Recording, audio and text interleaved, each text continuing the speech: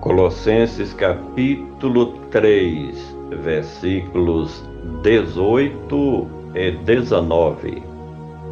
Vós, mulheres, estais sujeitas a vossos próprios maridos, como convém no Senhor. Vós, maridos, amai a vossas mulheres e não vos irriteis contra elas. Vós, mulheres, estai sujeitas.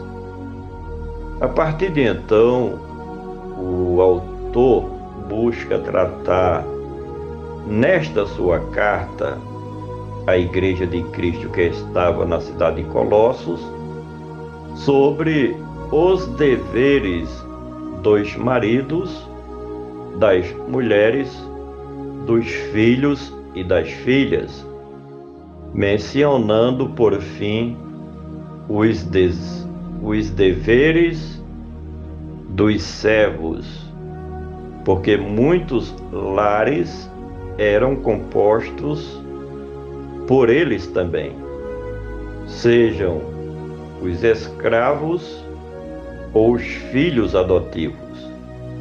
E o escritor começa sua exortação recomendando de que as mulheres devem ser sujeitas aos seus próprios maridos. E isso ele escreve sobre as mulheres cristãs que faziam parte da Igreja do Senhor Jesus Cristo, ali na cidade de Colossos, mas também essa mesma exortação ou conselho serve para todas as mulheres cristãs em todo o mundo e em todos os tempos. Vós, mulheres, estais sujeitas a vossos próprios maridos. O que significa este estar sujeita aos maridos? Certamente o escritor aconselha as mulheres cristãs que na decisão mais importante na construção do lar, que as irmãs estivessem de acordo com as decisões tomadas pelos seus próprios maridos. Com isso, o escritor busca estabelecer a paz e a harmonia dentro da conjuntura familiar, em que, nos momentos de impasses, nas decisões, que prevaleça a opção do marido, que, conforme a tradição cristã, é a cabeça do lar. A título de hoje, deve-se estabelecer uma relação democrática por meio do diálogo em que o bom senso é o que deve prevalecer. Vós, mulheres, estais sujeitas a vossos próprios maridos, como convém no Senhor. O Evangelho é completo e nele se encontram as diretrizes para todas as áreas da vida cristã, o que não poderia ser diferente na orientação do comportamento do marido com as suas esposas e vice-versa. E isso para se estabelecer a construção de uma família bem edificada pela palavra do Senhor. Quando se diz como convém no Senhor, isso nos dá a entender que estas regras devem ser aplicadas dentro de todos os lares dos que se dizem seguidores de Cristo Jesus, assim como as irmãs são obedientes a Cristo, também devem ser os seus respectivos maridos, como sendo eles a cabeça do lar. Vós, mulheres, estáis sujeitas a vossos próprios maridos, como convém no Senhor. Vós, maridos, amai. Neste ponto, o escritor olha para o outro lado da mesma moeda, metaforicamente falando, e se dirige aos maridos para lhes exortar sobre o que devem fazer com as suas esposas.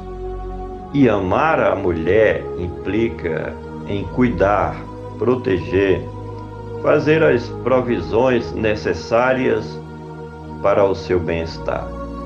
Também, principalmente, deve o marido dar todo o seu amor para com a sua esposa, porque já não são mais dois, mas sim uma mesma pessoa, em que termos de interesses e planos. Assim devem os maridos dar carinho e atenção às suas próprias esposas, e isso em forma de afeto e consideração. Tudo isso para que haja a boa edificação, harmonia e paz dentro da estrutura familiar. Vós, mulheres, estáis sujeitas a vossos próprios maridos, como convém no Senhor. Vós, maridos, amai as vossas mulheres. Neste tempo em que o apóstolo escreveu esta sua carta, os costumes eram outros. Já no dia de hoje, em que o machismo prevalecia de forma agressiva contra as mulheres. Até certo ponto, as mulheres, nesta época, eram consideradas pela sociedade e dentro do próprio lar como um objeto a ser usada da forma que os homens bem desejassem. Só que na igreja deveria ser bem diferente daquilo que os costumes da época, da sociedade daquele tempo, se regiam. Na igreja, o que deveria prevalecer seria tudo de conformidade com o Evangelho da nova aliança de Deus com a Igreja de Cristo. Finalmente, vós mulheres estáis sujeitas a vossos próprios maridos, como convém no Senhor. Vós maridos, amai a vossas mulheres, e não vos irriteis contra elas. Ainda hoje, as mulheres, por serem consideradas na sociedade como sendo o sexo mais frágil, muitas delas sofrem os mais aberrantes casos de violências dos seus próprios maridos e companheiros.